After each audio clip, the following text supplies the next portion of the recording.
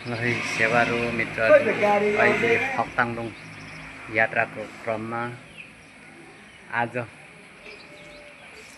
2082 साल असोज 4 गते आज हामी दमकसम्म आएर यहाँ कुमलचोकमा बस्दैछौँ।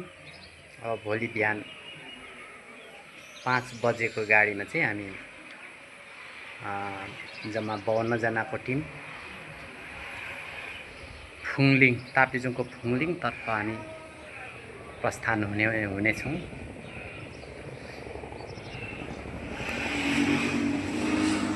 र त हाम्रो